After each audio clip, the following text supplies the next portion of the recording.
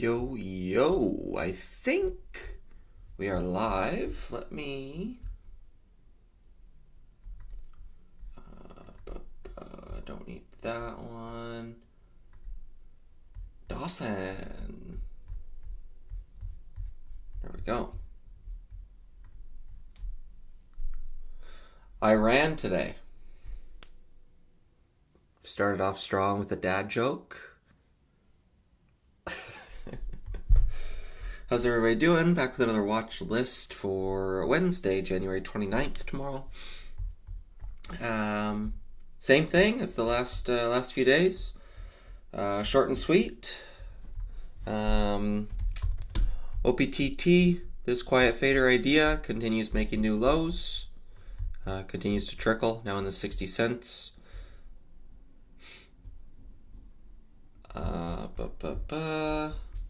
I traded Trib briefly this morning. I was looking left, saw some gap and fail here, so figured it could do the same thing. Shorted it here. We got this little speed up. This level here became key. We got an exhaustion, and then what was different was the wicks here on the top side, so I thought this might have been the last high day clear out. Put some on, risking the highs. I covered basically right away into the 150s. Took a couple cents, but it actually it never saw higher from there. So in hindsight, hold it. But it's like I say, I'm not super confident with these gappers. But when things are slow, I like to size back down. This wasn't a full size trade by any means, so size right down and just try and test and try new things. Serve. This one was a bit better, a bit more familiar in my wheelhouse. Went over this plan yesterday on the watch list. We got this higher low trend line, and it failed there briefly yesterday, and then today actually had a bit of meat on the bone. We got the, I was looking for 1720. We actually got 1740s, so even better gap than I expected. Immediately flushed, so I shorted and used pre-market highs as a guide versus 1760s. Covered some, covered all, flipped long, sold it all right here for 20 cents. But we got that capitulation move, straight down red candles, and one little volume starting to come in. So it was definitely a cover spot or a long spot lining up with prior day's lows. I tried some right here after this hard crack, looking for a lower high, and stopped out right through here, tight stop, and it ended up grinding higher the rest of the day. So a couple winners, one stop out, but moved on, and that was it for the day. Got Trib and Pre, nice. Good to see ya. Yes, sir. Tomorrow, a lot going on market-wise. Yeah, I think there's like Apple, Meta, bunch of stuff reporting earnings. You've got, Fed meeting, Fed minutes. Yeah, it'll be a busy day, so likely an avoid on market names. They'll be extremely volatile, and I think fairly choppy whipsaw back and forth. SLXN. Nice squeeze out there into close and right on highs into after hours. Some overhead resistance up here in the 4s. If we could get up towards there tomorrow, I'd be interested in a short trade. But ideally goes on a multi-day run and keep that one on watch. But this is the first one that has held its gains. So what's happened with other ones that have held their gains is they've given it all up day 2. So ideally this one keeps going.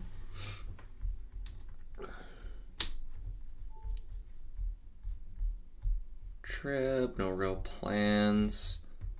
Just closed a bit stronger than expected, so shorts could be stuck in there. See where that one ends up going. Not my market for first green days, first red days. Haven't traded since January 9th. That is sick. I love that. Haven't traded since January 9th. That's awesome. Congrats. Great discipline. Great discipline.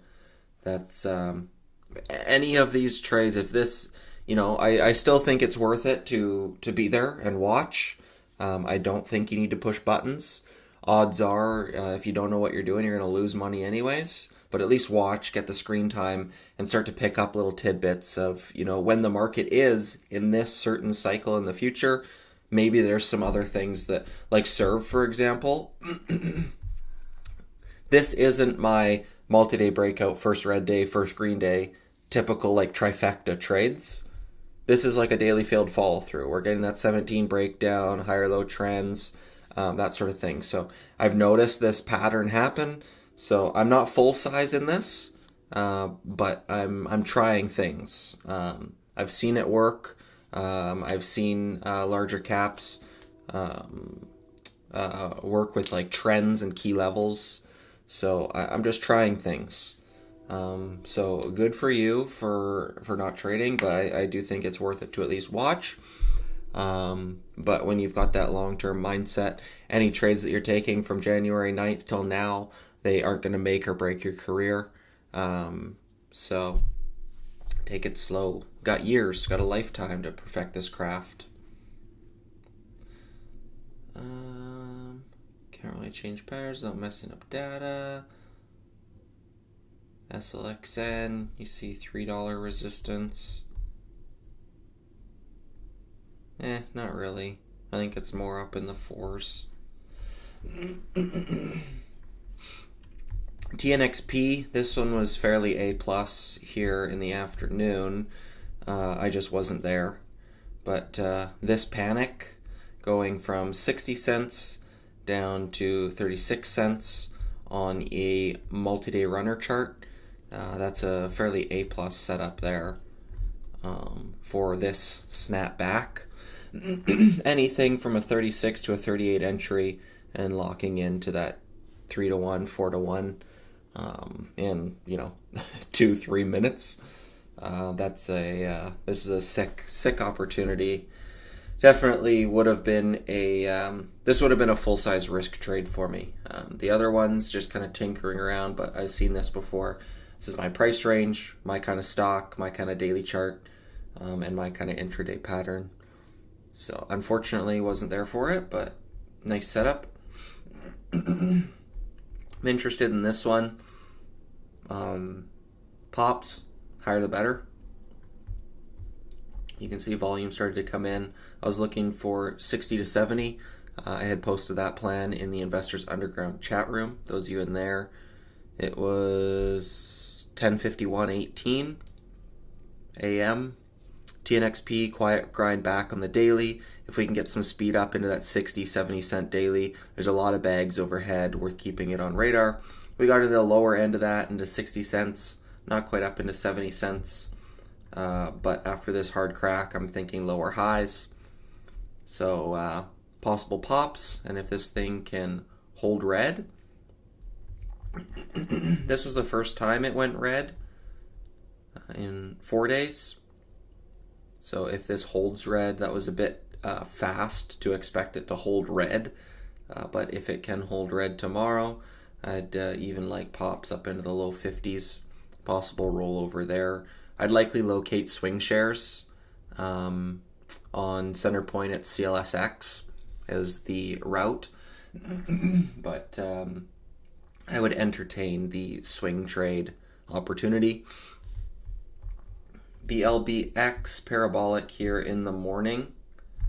Whoa. Where did that go? There we go. Parabolic right up into looking left levels. This turn was just a bit too quick. Volume was pretty low up until the top. I just wasn't fully prepared. I didn't have shares borrowed. I start clicking, trying to get shares, and this thing slams down. But it was right into looking left over here up in the 560s. So you can see on the daily, right up there. But I was just a bit too slow on that one. And Clue continues to wash each day. Are you using CPGO route when trading these sub $1 names? I don't think we have CPGO on the Canada version. What I have is sub 1 limit, SUB number 1L, or SUB 1M.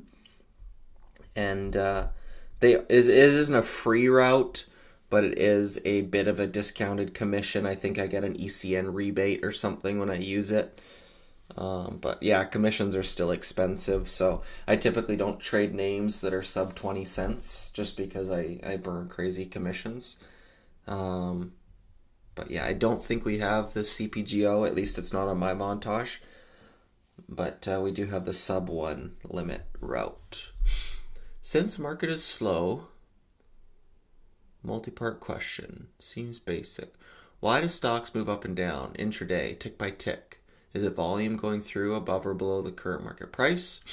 Does price represent the average level people own shares? 10 total shares, 5 own at 1, 5 own at 2, price would be 150. Are breakouts and breakdown levels where no one owns the stock, where the ratio really changes of who owns what, where, at what price? Does a mean reversion trade the same volume going down as it did up? Okay, sometimes when I get chopped on $1, commissions add up, makes me want to avoid them. So yeah, I hear you. Why do stocks move up and down is trader psychology. Something like TNXP. On the minutia, on the minute by minute, this is price discovery. This is, you've got a bunch of buyers thinking this is worth more. You could have stuff going on the back end with insiders soaking this thing. Like, this is a walk up on the daily. So somebody is buying this steady, whether it's insiders that are wanting to push this into a higher price and then unload into something like this. I don't know. But there's buyers here that continue to buy because they think this stock is worth more. There's shorts that are getting into this because this is a heavily diluted name. There's tons of bag holders over here from people that were long this stock that thought it was never going to go down. And now they're continuing to hold, looking to get out break even. So you've got sellers coming in from there that possibly in like that 60-cent range are getting out break even. You've got shorts coming in with a fundamental thesis, knowing that this is a dilutive name, bunch of bag holders overhead. If they've shorted, they are now sellers on the offer. SSR is on, so they're all on the offer thus far. You've got if they've got tight stops, you've got they're covering their short positions. So you got this dynamic of longs and shorts, and each one of those small categories have they all have different psychology with how they're trading it. Shorts that are shorting this thing, and if they're covering, pushing this thing higher, they're buyers, but they're kind of tripping over themselves because they're cutting losses. Meanwhile, the longs are in the same boat as shorts who are covering. They're doing the same thing in the montage on the tape, but their goals at the end of the day are different. So what moves it minute by minute is price discovery. A bunch of people with different ideas, different psychology, expecting different things, trading off of different time frames. Like if I'm shorting TNXP tomorrow, it's likely not a 1 to 2 minute idea. It's like a multi-week idea that I think this is going to go back down to 20 cents. So different people, different time frames, different ideas, different psychology, and different sides of the trade. In terms of the price question, 10 shares and then split in half, that's not really how it works. It's like in an efficient market, price is what the stock is worth. The market is not fully efficient, so we're kind of trading like that little elastic analogy where stuff is moving higher than it should, moving lower than it should, and it eventually kind of balances out there. So in the long term, like over multiple years, stocks end up where their true value is at. If you look at something like Mol N, this is adjusted for splits, but just for explanation's sake. This thing isn't trading at $400 because people own it at $400. Like it was working out all these people, everybody's selling, they're selling paper, everything that pops is selling into bag holders. You've got people that are long-term invested in this thing, believing in the story. You've got shorts shorting all pops. You've got just a bunch, like hundreds of millions of shares of paper being sold into this thing. Look at this. Like, this is just so ugly. So it's trading now at 30 cents from $400 because that's where it's worth. Was it worth when it went from, again, these are reverse split adjusted, but just for chart's sake, was it worth $50 when it went from 25 to 50? No, but there was likely just some shorts caught on the wrong side. Their paper ran out, so selling pressure dried up a little bit. Shorts start to cover, maybe insiders start to buy, looking to squeeze this thing higher, reduce the float by just absorbing some shares. You never know what's going on in the background. And then shorts start to trip over themselves because what worked over here was shorting all pops each day. And now once you get that pop that holds, shorts are tripping over themselves, you get that squeeze. It goes a bit higher than expected, but over the long term, equilibrium prevails. And this goes right back to where it came from. So the minute to minute is not trading where it's worth, but in the long term, typically the market is efficient in that sense. But that's where day trading comes in, is taking advantage of the market's inefficiencies. It's not efficient. So TNXP, is this thing worth 50 cents? I don't know what the intrinsic value is, but I think this should fade back down and do another reverse split. They've got tons of paper. I put this thing in the same basket as CEI, as MULN, as there's so many just toxic names. But I put TNXP in that same thing, just a habitual diluter. So is this worth 50 cents? No, I don't think so. Could it trade higher tomorrow? Sure. In a year, is this above 50 cents? Not taking into account a reverse split? No. I think this is lower in a few months from now. So I think that should make sense. And then the breakout and breakdown levels. It's not where nobody owns the stock, but it's where traders are using as a backstop. Serve, this one was a multi-day breakdown. So you've got this, it's I could use Trib on a minute-by-minute basis. So this is where the failed follow-through setup comes from, is on breakouts and breakdowns. So what is the first long setup every new trader learns? A breakout, buy a breakout. Right here, right here, right here. So if you're buying every high a day break, every breakout, right through here, 106, goes to 120, pulls back, and then you get this breakout right here, pulls back, and then you get this breakout. Oh, that one works. You get this breakout. So each time it breaks out, you know it's getting long crowded. Any shorts that are short, risking that high a day, get stopped out. So you get that influx in buy pressure. So on a minute-by-minute basis, there's usually some sort of shove through a breakout level. And when I'm looking for failed follow-through, breakdowns, I'm drawing lines like this, drawing lines like this, drawing lines like this. So this is where longs came in. This is where longs are buying into breakout or breakdowns, buying support, buying breakouts. So this prior resistance was a long entry. It pulled back and acted as support. Longs have no reason to be afraid.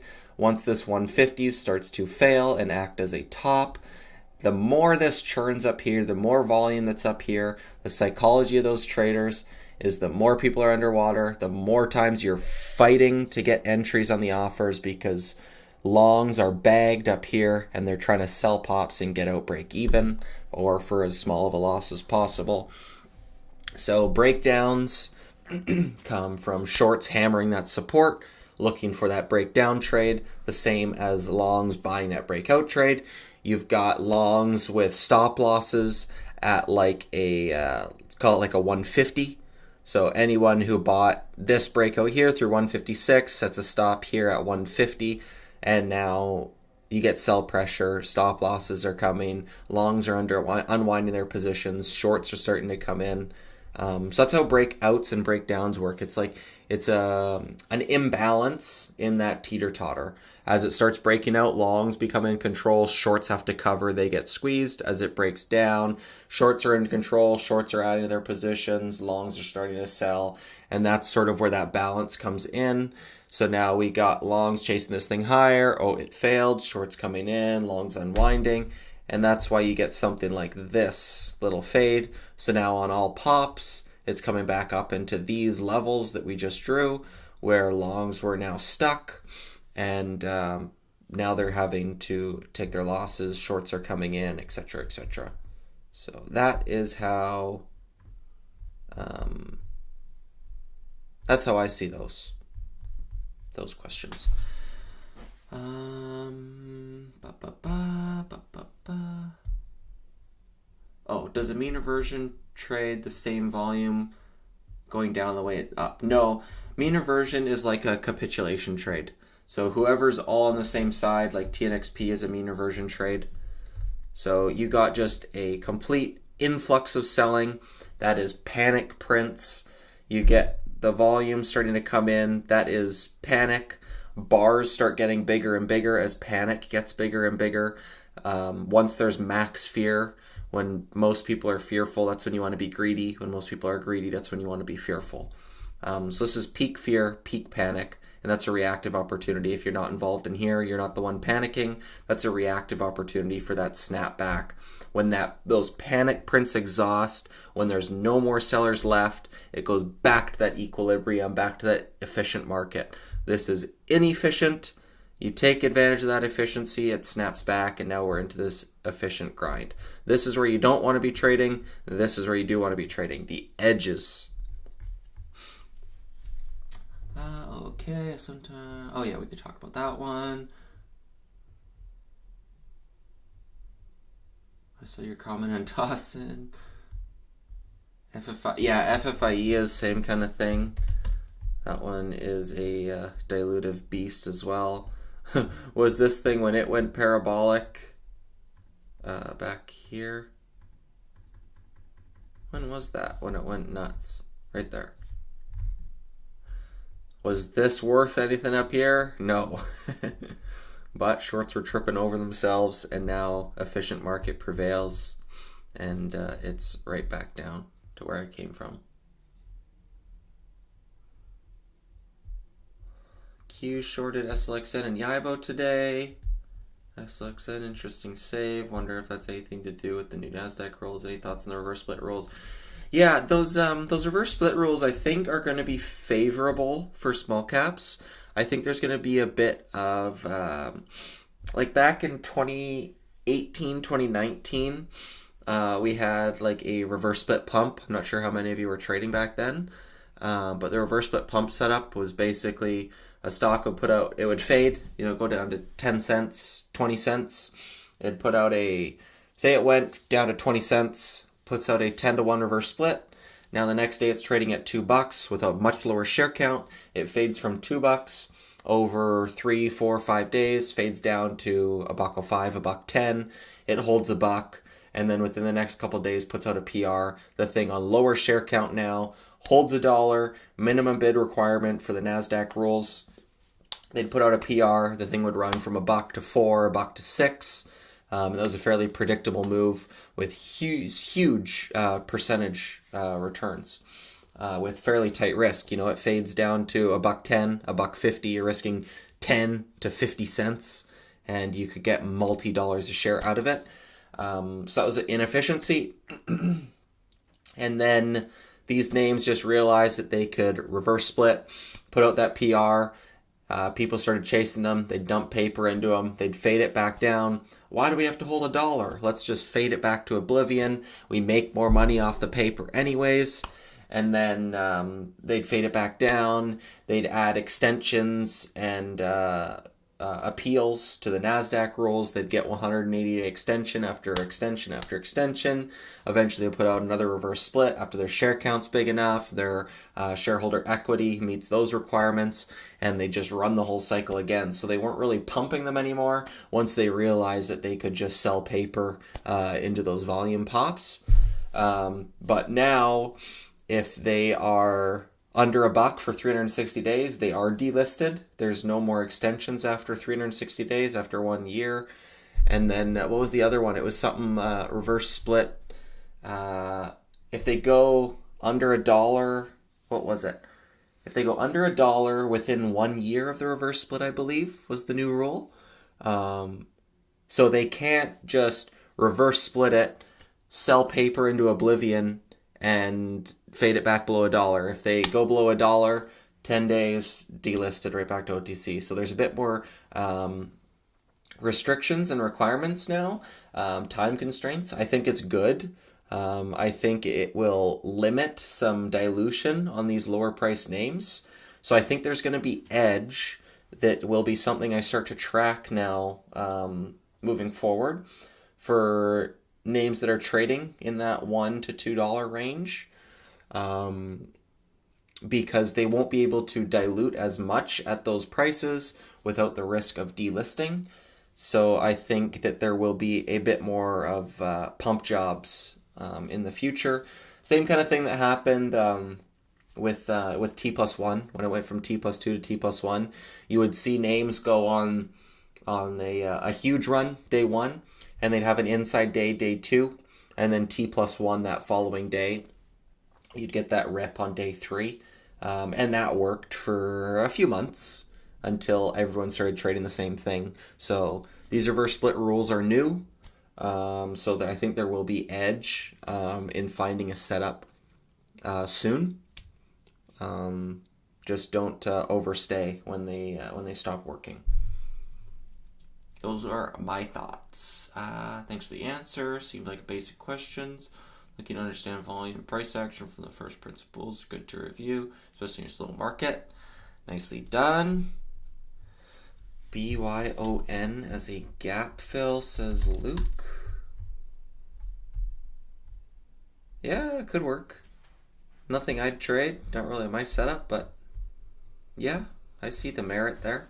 I haven't really tracked gap fills. I don't really know how they work. I know that they say like 90% of gaps fill. So maybe this breakout 8 gets pushed to 9. Worth a shot. You got a plan. You got a risk. Trade it. Right? I like the idea. Is not bad. I see the merit. But in terms of setups for tomorrow, I'd need gap up parabolics on SLXN, gap up parabolics on Trib, serve starting to wick. If I zoom in, you can see like the whole thing got saved. So this trend line, like over under, is holding. So you'd need to see 16 start to fail off of these 1750 shoves. Otherwise, it's just wicking through it. It's not closing below it. You need to see 16 fail and start to close below that trend line before it failed. So if we get something like that, I'd keep it on watch, but otherwise not really. BLBX I could probably take off watch. But TNXP, probably my main watch into tomorrow. Same thing as serve. We had SLS. I didn't trade today. I was looking for that gap up parabolic. And we got a gap down, red to green, little rip, sideways, and then a midday rollover. Just it pulled back to where I was looking for it to pull back, like a complete round trip back to where it came from. But the way in which it got there just wasn't what I was looking for, so I didn't trade that one. But it was SLS and serve were my two watches. I didn't trade SLS, I traded serve. So going into tomorrow, got a few plans in those other names, but TNXP will be my main one. If it sets up, great. If not, then so be it. But try to keep the losses to like one of them and do my thing. TPET. I don't think that one has much range.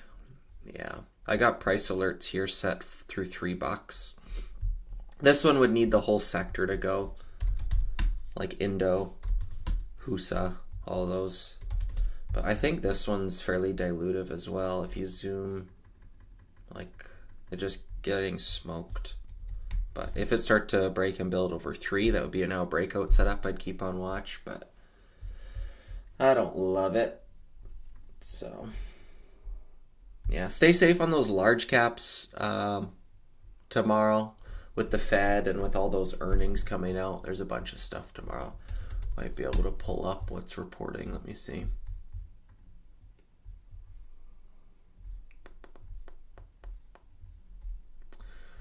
Earnings calendar for Wednesday, the 29th. You've got Tesla after market close, Meta after market close, Microsoft after market close, IBM.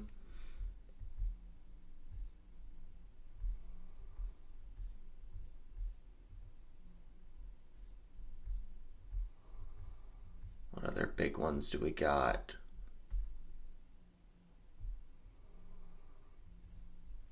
There's a bunch of names reporting, but I'm just looking for some big ones. Wasn't Apple reporting tomorrow? I thought, or was it just this week? When does Apple report? I thought they 30th. Okay, they report on Thursday, not Wednesday. So it's Tesla, Meta, and Microsoft tomorrow. But those are after the market close. And then you've got I think you have the Fed meeting tomorrow, Wednesdays usually.